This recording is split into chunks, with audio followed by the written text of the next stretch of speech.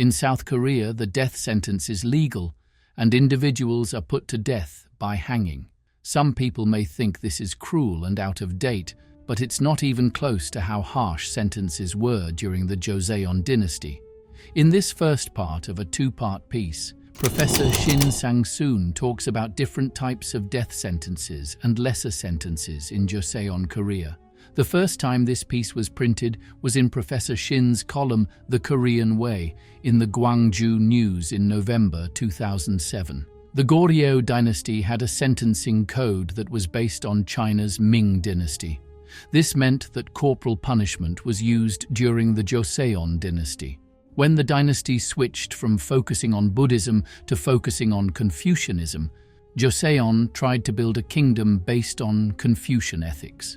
This was followed by the sadaebu. Sa means scholar or well-read person. Daebu means government worker or bureaucrat.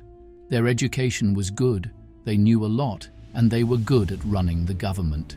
Their goal was to create a society that was peaceful, stable, and full of kindness, with the right laws, morals, and social rules. In the Joseon era, as in the era before it, there were 5 types of punishment: whipping, flogging, hard work, being sent away, and death. For the first 2 punishments, there was a written rule that said what size tools could be used and how they should be used to make sure that the punishment was the same everywhere. There was a method in place to make sure that no prison officer was being unfair or overly harsh. In the national code, it was written down which offices could arrest and hold a criminal. For the death sentence to be carried out, there had to be a 3-tiered review system, and the person was only put to death with royal approval. Criminal laws had compassion clauses that protected the rights of offenders, and kings put a lot of value on caring enforcement of penal laws as a sign of their kindness. That being said, near the end of the Joseon Dynasty, political corruption, power struggles, and the hard persecution of Catholics gave the impression that the penal code was harsh, cruel, and even wrongly applied. Whipping. Whipping, which was the least severe kind of punishment known since the Goryeo era, was broken down into different categories, ranging from 10 to 50 lashes. Those who are over the age of 70 and younger than 15 years old, pregnant women, and anyone who are suffering from serious illnesses may be required to pay a fine. The practice of whipping continued to be used as a form of punishment for a significant amount of time after the practice of flogging was ultimately eliminated at the conclusion of the Joseon period in 1920. Flogging. The punishment of flogging was far more severe than the punishment of whipping, and the implements that were used to carry out the punishment were of a greater size. On account of the fact that there was a great deal of room for arbitrary decision-making on the part of the person who was enforcing the penalty, the flogging was the form of punishment that was the most frequently misapplied. Over the course of time, the size of the rod and the manner in which it was utilized became subject to stringent legal regulations. Hard labor was comparable to the hard labor that is performed now. During the course of the offender's sentence, they were required to perform laborious tasks while they were incarcerated. The sentences ranged from 1 to 3 years, and flogging was typically attached to the labor that was performed that was difficult. Any prison officer who committed irregularities with relation to convicts who were condemned to hard labor was subject to the laws that required them to be punished.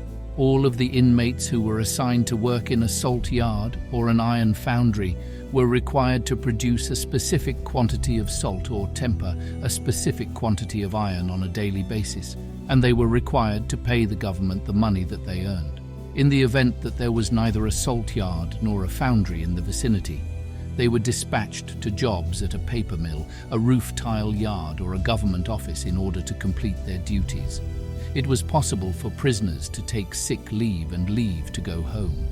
In the event that a parent passed away, the inmate was granted home leave to grieve, and any sick leave that had been taken was compensated for after the inmate had returned to health and returned to jail.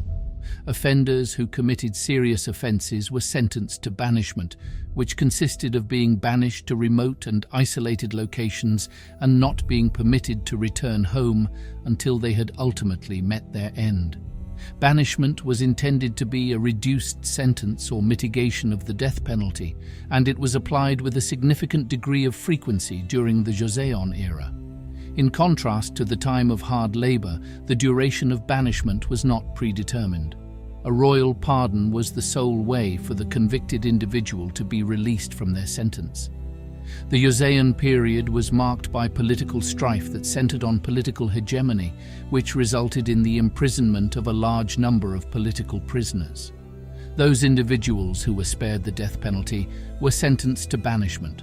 Food and other essentials of everyday life were provided by the government to political criminals who were exiled from the country. It was permitted for the convicts' wives, concubines, and other members of their families to accompany them.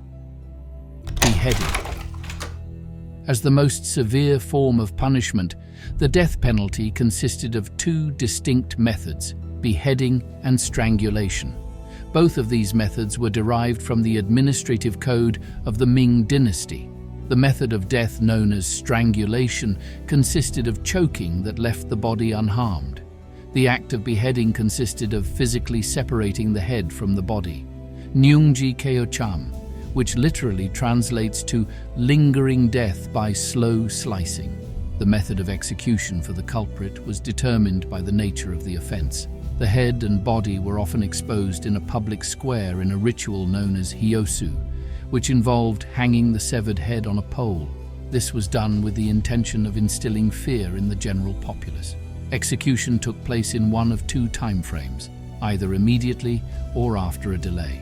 The first method was utilized for the execution of ordinary prisoners who had to wait for a predetermined amount of time in order to be put to death on a date that was determined to fall between the autumnal equinox and the beginning of spring. Soon after the announcement of the death sentence, the latter was applied to individuals who had been found guilty of serious offenses such as rebellion, high treason, insurrection, blasphemy, and behavior that was not loyal to the government. It goes without saying that the three-tiered assessment process was necessary before a final royal authorization could be granted.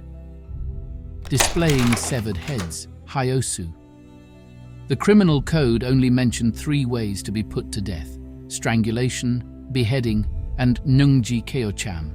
The first two were relatively straightforward, but the third was utilized primarily in situations involving exceptionally high levels of treason and amorality in order to provide warning to and instill fear in the general people.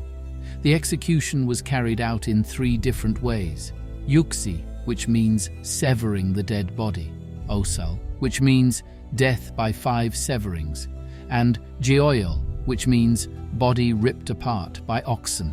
When the conviction for a significant crime was finally reached after the culprit had passed away, the body of the deceased person was separated from the head down, and it is possible that the limbs and legs were also severed by the offender.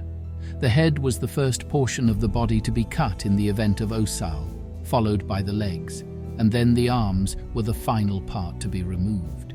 When it came to more egregious acts, however, the order of severing was inverted. The convicted individual's arms, legs, and head were bound with ropes to oxen that were traveling in opposite directions during the process of jeoyol, which consisted of wrenching apart the body of the individual. As a result of the fact that these methods of execution were so heinous that people trembled at the mere mention of them, these terms eventually became used in the context of vulgar language.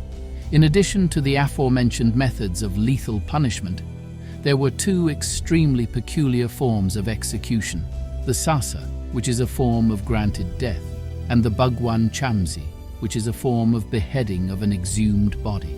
It is possible for the king to award a beneficent death via sasa by providing the individual who has been convicted with a poison that is lethal to consume.